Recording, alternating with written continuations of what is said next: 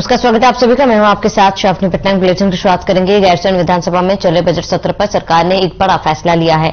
बीते लंबे समय से राज्य आंदोलनकारियों की 10% क्षैतिज आरक्षण की मांग को आखिरकार सरकार ने सदन में पारित कर दिया है, जिसको लेकर राज्य आंदोलनकारियों में एक खुशी की लहर है। वहीं विपक्ष ने भी राज्य आंदोलनकारियों के हित में लिए गए सरकार के इस फैसले का स्वागत करते हुए कहा है कि सरकार को यह फैसला जल्दी लेना चाहिए था, क्योंकि जिन लोगों ने इस राज्य के लिए अपनी शहादत दी है उनका सम्मान सर्वोपरि होना ही चाहिए। वहीं इस मौके पर विपक्ष ने राज्य आंदोलनकारियों को बधाई संदेश भी दिया।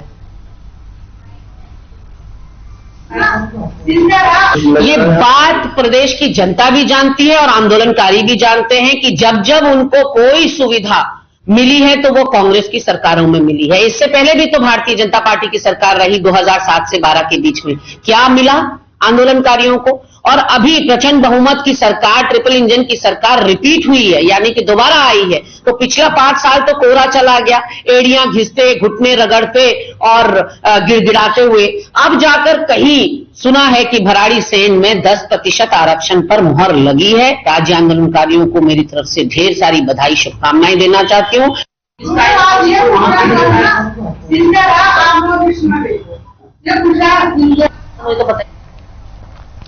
खबर भराड़ीसैंण से है, जहां बजट सत्र के दूसरे दिन स्थानीय महिलाएं बजट सत्र की कार्यवाही देखने सदन में पहुंची। खास बात यह थी कि महिलाएं स्थानीय वेशभूषा में यहां पहुंची थी। साथ ही अपने अनुभव साझा करते हुए महिलाओं ने कहा है कि ये जो भूमि है जिस पर विधानसभा भवन बना है वह कभी उनकी भूमि हुआ करती थी। आज हमें खुशी है कि यहाँ विधानसभा भवन बना है और हमने आज कार्यवाही देखी है, जो कि हमारे जीवन का बहुत अनोखा अनुभव है।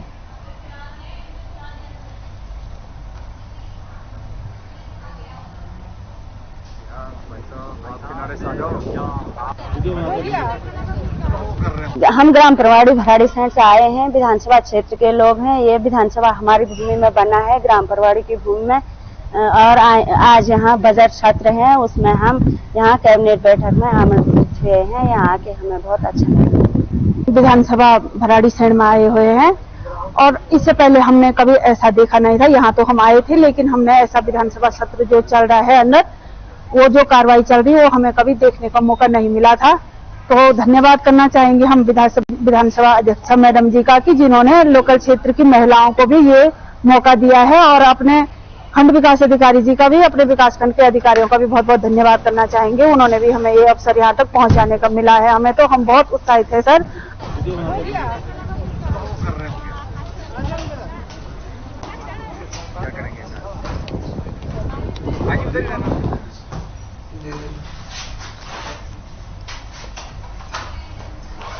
सिडकुल थाना क्षेत्र में बीते होली के दिन मामूली कहासुनी को लेकर दो पक्षों में आपस में झगड़ा हो गया था। पीड़ित मोनू वर्मा प्रॉपर्टी डीलर ने आरोप लगाते हुए बताया कि उनके ऑफिस पर काम करने वाला एक कर्मचारी का बेटा शराब के नशे में उनके घर में घुस गया।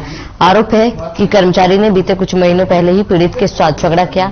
उसमें आरोपी के ऊपर कई धाराओं में मुकदमा भी दर्ज है। होली के दिन ऐसे लेन देन की बात कहते हुए आरोपी युवक ने अपने साथी के साथ मिलकर पीड़ित मोनू वर्मा के सिर पर हमला करने की भी कोशिश की।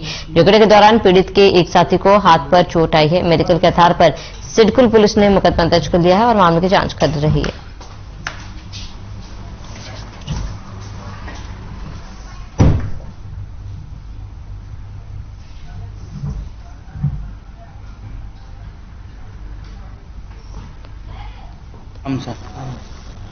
तो ये हमारे घर पे इन्हें लेके आया करीब 10:30-11 बजे के बीच में। घर में जबरदस्ती घुसा है। अंदर घुसने के बाद हम पीछे बैठे थे, जो हमारा ड्राइंग रूम है पीछे। मैं था, ये मेरा पार्टनर अक्षय था, आशीष था, दामी था, 4 लोग हम बैठे थे वहां पे। ये आगे इन्होंने तुरंत गाली गलौज वहां पे चालू कर दी। इसका हमारा किसी प्रकार का कोई लेन देन नहीं है। ये मेरे पास यहाँ पे ऑफिस पे हमारे 25,000 महीने की नौकरी करता था।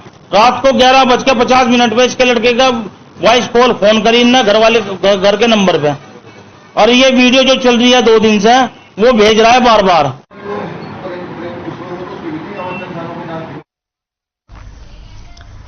हरिद्वार जिले में वित्तीय वर्ष 2022-23 में जन्म के आधार पर योजना का लाभ प्राप्त करने वाले कुल 1328 आवेदनों में से 70 और 12वीं पास के आधार पर लाभ लेने के लिए कुल 4174 आवेदनों में से 123 आवेदनों में आय प्रमाण पत्रों से छेड़छाड़ की गई, जिसको लेकर सिडकुल थाने में मुकदमा दर्ज किया गया। आरोपियों पर 420 सहित कई धाराएं लगाई गई है। पुलिस ने यह कार्रवाई विभागीय मंत्री रेखा आर्य के निर्देश के बाद की।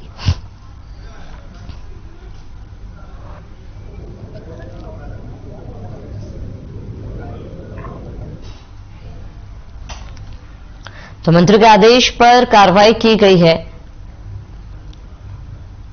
नंदागौरा योजना में फर्जीवाड़ा का मामला सामने आया था, जिसके बाद 193 लोगों पर मुकदमा भी दर्ज किया गया। अब पूरे मामले में जांच की जा रही है।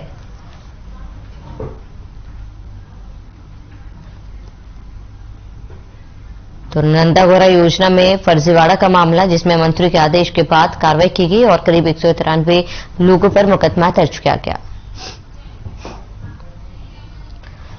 खबर थराली विधानसभा के नारायण बग्गड़ बाजार से है, जहां पिछले कई सालों से दोनों बड़े बाजारों के बीच का लगभग 500 मीटर राष्ट्रीय राजमार्ग भूधसाव के कारण उबड़ खाबड़ हो गया है। व्यापार संघ नारायण बग्गड़ ने मामले की जानकारी उप जिलाधिकारी को ज्ञापन के माध्यम से दी, जिसमें कहा गया है कि उनके दोनों बाजारों के बीच सड़क पर धूल और बारिश में कीचड़ से आए दिन राहगीर और व्यवसाय परेशानी का सामना करना पड़ता है, जिससे उनकी दुकानों में सजा सामान धूल से खराब हो रहा है और धूल से उनका स्वास्थ्य भी प्रभावित हो रहा है। पिछले कई सालों से व्यापारी बीराओं के अधिकारियों को दोनों बाजारों के बीच डामरीकरण करने की गुहार लगा रहे हैं, लेकिन उनकी गुहार की अनसुनी की जा रही है। साथ ही व्यापार मंडल के लोगों ने चेतावनी दी है कि यदि 20 मार्च तक दोनों बाजारों के बीच सड़क पर डामरीकरण नहीं किया जाता तो वे आंदोलन के लिए बाध्य होंगे और बीआरओ के वाहनों को बाजार से आवागमन नहीं करने देंगे।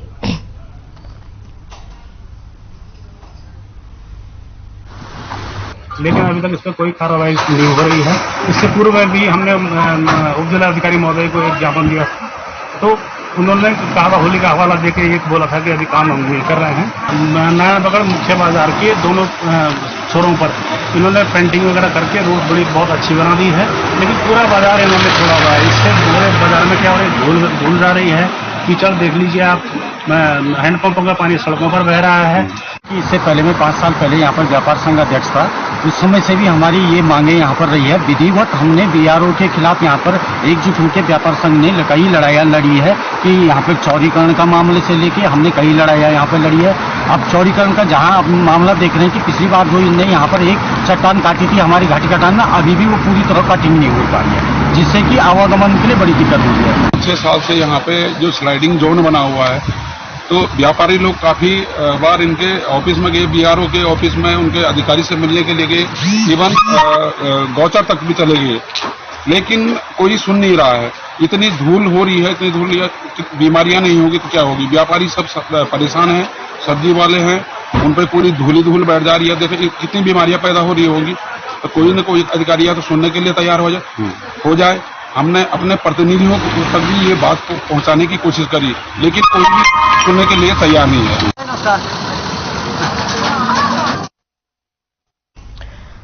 कोरोना के बाद देश के कई शहरों में H3N2 इन्फ्लुएंजा वायरस ने दस्तक दे दी है। इस वायरस का प्रकोप दिल्ली सहित अन्य शहरों में तेजी के साथ फैला है।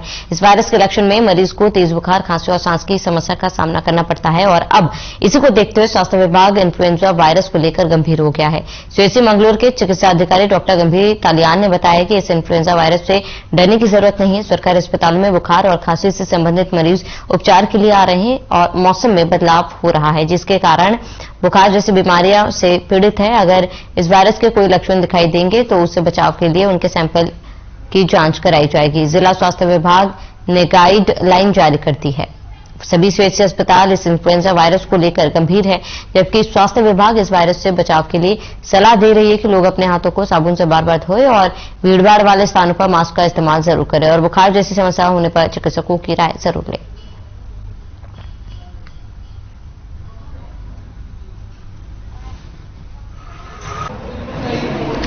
चाहूंगा ये जो सीजनल जो वायरल होता है, फ्लू होता है, उसकी कैटेगरी है ये, इसको H3N2, ठीक है।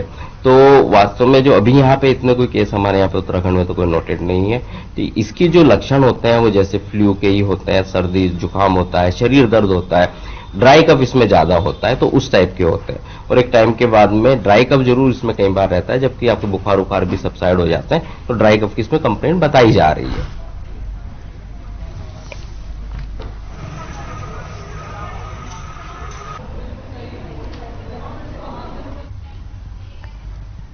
तो विकासनगर उत्तराखंड में हिमाचल राज्य से चोरी छुपे यमुना नदी के रास्ते लाई जा रही प्रतिबंधित खनन सामग्री से भरे 2 डंपरों को कुल्हाल पुलिस ने सीज किया। बता दें कि प्रदेश में अन्य राज्यों से लाई जाने वाली धूली बजरी पर रोक लगी हुई है। इसके बावजूद खनन सामग्री ढोने वाले वाहन चोरी छिपे प्रदेश के अंदर अवैध रूप से प्रबंधित खनन सामग्री धूली बजरी लाते हुए पकड़े जाते हैं। इसी सबके बीच कुल्हाल पुलिस ने देर रात हिमाचल दफ्तरों की भरकर लाई जा रही अवैध रूप से प्रतिबंधित खनन सामग्री के 2 डंपरों सीज किया। और मामले पर जानकारी देते हुए चौकी प्रभारी ने बताया कि मुखबिर की सूचना पर कार्रवाई की गई है। यदि कोई भी अवैध रूप से प्रतिबंधित खनन सामग्री ले जाने का प्रयास करेगा तो पुलिस के द्वारा सख्त कार्रवाई की जाएगी। यहां तक कि वाहन स्वामियों के खिलाफ मुकदमा दर्ज करने की भी कार्रवाई की जाएगी।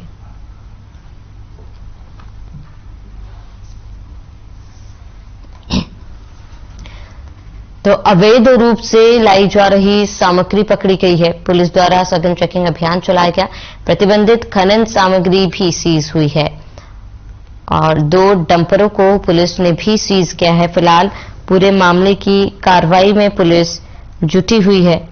तो अवैध रूप से लाई जा रही थी सामग्री, प्रतिबंधित खनन सामग्री सीज कर पुलिस आगे की कार्रवाई में जुटी हुई है।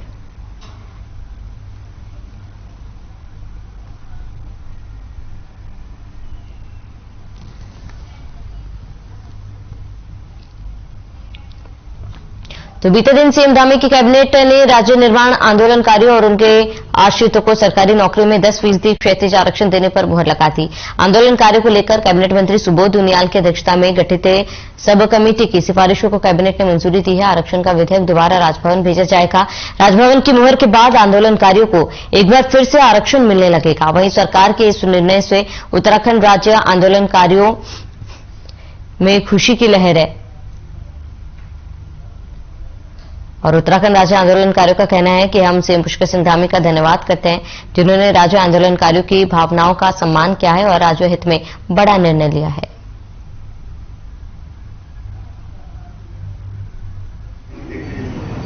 देखिए 26 अगस्त 2013 से जिस प्रकार से माननीय उच्च न्यायालय नैनीताल के द्वारा राज्य आंदोलनकारियों के 10% क्षैतिज आरक्षण को लेकर आज तक निर्बाध रूप से हम लोग लड़ाई संघर्ष करते आ रहे थे और तमाम राज्य आंदोलनकारी हमारे जो बेरोजगार हैं या जो रोजगार में है उन चीजों को लेकर लगातार संघर्षरत रहे हैं और वो रोजगार से रहे।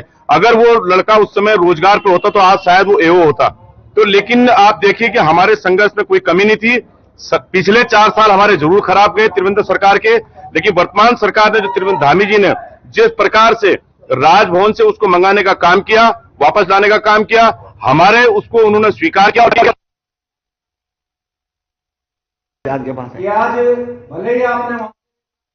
बीजेपी प्रदेश प्रवक्ता वीरेंद्र सिंह बिष्ट का बयान सामने आया। उन्होंने कहा कांग्रेस का काम है हंगामा करना, राज्य के विकास से कांग्रेस को कोई सरोकार नहीं और वहीं सकारात्मक विपक्ष की भूमिका में कांग्रेस नजर नहीं आ रही। इसलिए आज कांग्रेस का हाल ये हो गया है कि जनता भी उसको नकार रही है। कांग्रेस को सिर्फ नौटंकी करनी है। जब कभी इस तरह के कार्यक्रम हो तो कांग्रेसी मीडिया की अटेंशन के लिए इस तरह से करती है। हल्ला करना, आंदोलन करना, सिर्फ यही काम कांग्रेस का रह गया है, ऐसा बीजेपी के प्रदेश प्रवक्ता वीरेंद्र सिंह बिष्ट ने कहा। सदन के अंदर महामहिम राज्यपाल का अभिभाषण चल रहा है। राज्य के अंदर भविष्य में होने वाले जो काम होने हैं उनके बारे में जानकारी हो रही है।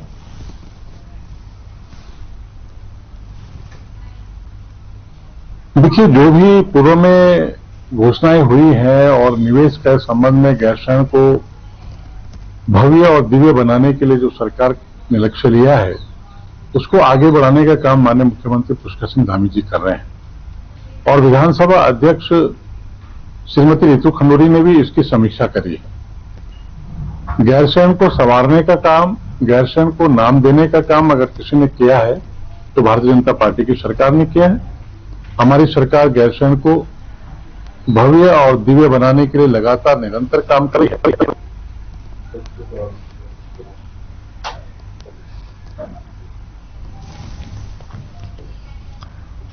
वहीं गैरसैंण में विधानसभा सत्र का आज दूसरा दिन है। इसी को लेकर कांग्रेस पार्टी लगातार विधानसभा के बाहर हंगामा कर रही है। बता दें कि गन्ना समर्थन मूल्य बढ़ाने की मांग को लेकर कांग्रेस ने विधानसभा सत्र शुरू होने से पहले विधानसभा गेट पर हंगामा किया था।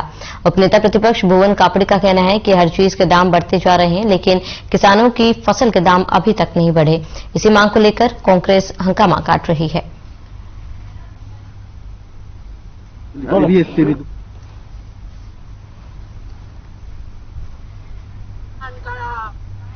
सम्मान करो।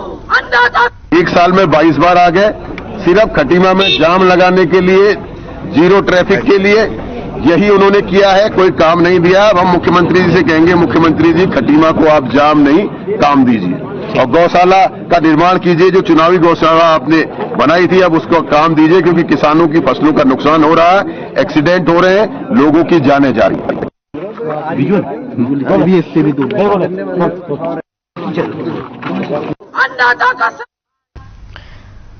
वहीं उत्तराखंड विधानसभा के बजट सत्र के दूसरे दिन कांग्रेस के सभी विधायकों को एक दिन के लिए सस्पेंड कर दिया गया। उत्तराखंड विधानसभा के इतिहास में यह पहली बार है जब एक साथ विपक्षी पार्टी के सभी विधायकों को एक दिन के लिए सस्पेंड किया गया।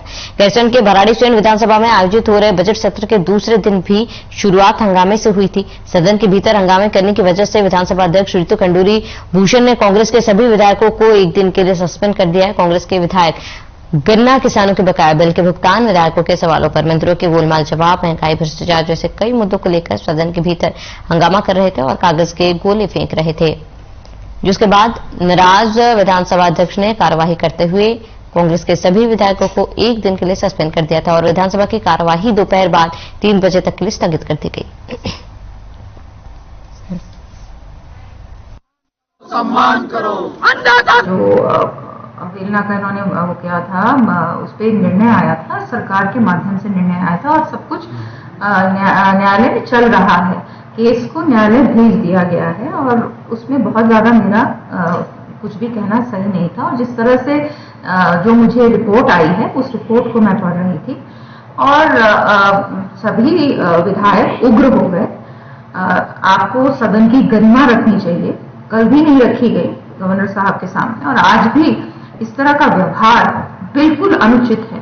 आप बातचीत कर सकते थे, आप मुझसे अलग से आके बातचीत कर सकते थे, लेकिन इस तरह का उग्र व्यवहार क्या प्रदर्शित वो करना चाह रहे थे, क्या दिखाना चाह रहे थे, मुझे नहीं पता है। अन्नदाता का सम्मान करो, सम्मान करो, सम्मान करो। अन्नदाता का सम्मान करो, सम्मान करो, सम्मान करो। गन्ने का समर्थन मूल्य बढ़ा। हल्द्वानी के चोरगलिया थाना पुलिस, एसओजी और वन विभाग की टीम ने संयुक्त रूप से कार्रवाई करते हुए गुलदार की खाल के साथ एक तस्कर को गिरफ्तार किया। एसएसपी पंकज भट्ट ने खुलासा करते हुए बताया कि चोरगलिया में चेकिंग के दौरान 24 वर्षीय सूरज के पास गुलदार की खाल बरामद हुई है। पकड़े गए तस्कर ने पूछताछ में बताया है कि उसने मांस में जहर मिलाकर गुलदार को पहले मौत के घाट उतारा और उसके बाद दांत बेच दिए और गुलदार की खाल बेचने के लिए सूरत जा रहा था, क्योंकि गुजरात के सूरत में गुलदार की खाल की बड़ी डिमांड है। पकड़ा गया तस्कर सूरज चोरगलिया क्षेत्र का ही रहने वाला है। वहीं अब पुलिस जांच में जुट गई है कि इस तस्कर सूरज के आखिर गुलदार के दांत किसको बेचे। पूछताछ के बाद उस पर भी कार्रवाई की जाएगी।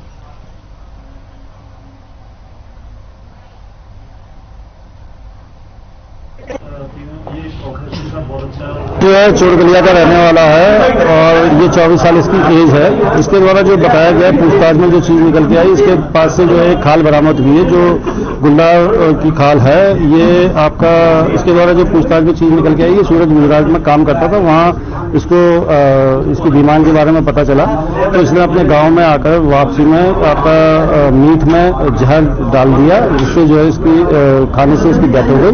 उसके बाद इसने खाल और दांत वापस इसको निकाले।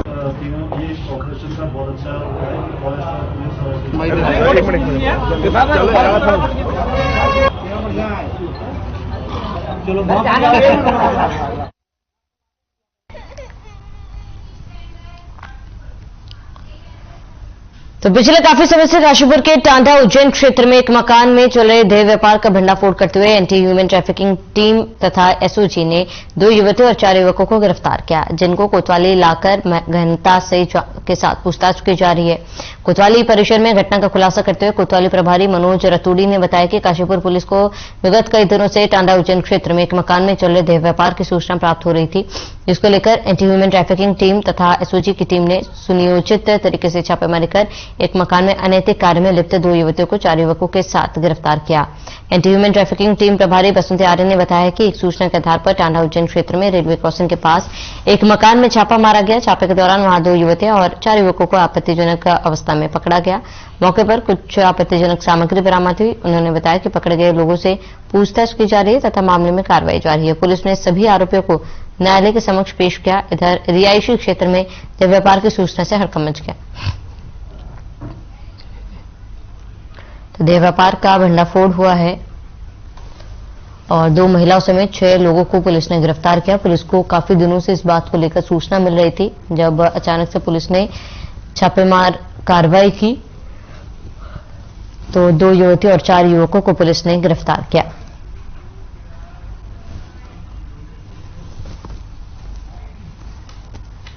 के पास एक महिला जो किराए पर रहती है, उसके द्वारा वहां पर अवैध देह व्यापार का कार्य किया जा रहा है, जिस पर सूचना पर मुखर की सूचना पर जो हमारे एंटी ह्यूमन ट्रैफिकिंग की और जो देह व्यापार अधिनियम की जो हमारे सेल है उधम सिंह सेल, उसके इंस्पेक्टर बसंती आर्य जी हैं, उनके नेतृत्व में हमने एक टीम का गठन किया और उस टीम के द्वारा एक घर से 6 लोग पकड़े गए हैं, जिनमें से 2 महिलाएं हैं और 4 पुरुष हैं। इनके विरुद्ध थाने में कल शाम को रात को एफआईआर हो गई।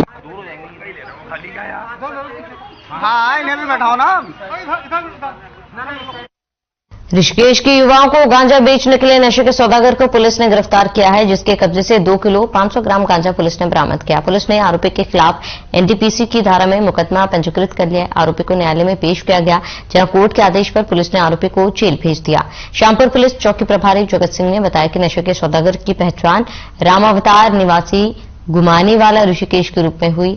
रामावतार पहले भी नशीले पदार्थों की तस्करी करने के आरोप में जेल जा चुका था।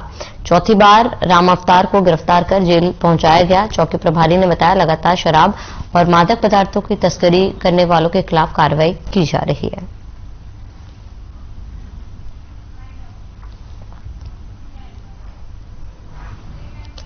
तो चलिए इसी के साथ इस बुलेटिन में फिलहाल में साथ इतने देश और प्रदेश की तमाम बड़ी खबरों के लिए बने रहे हमारे साथ।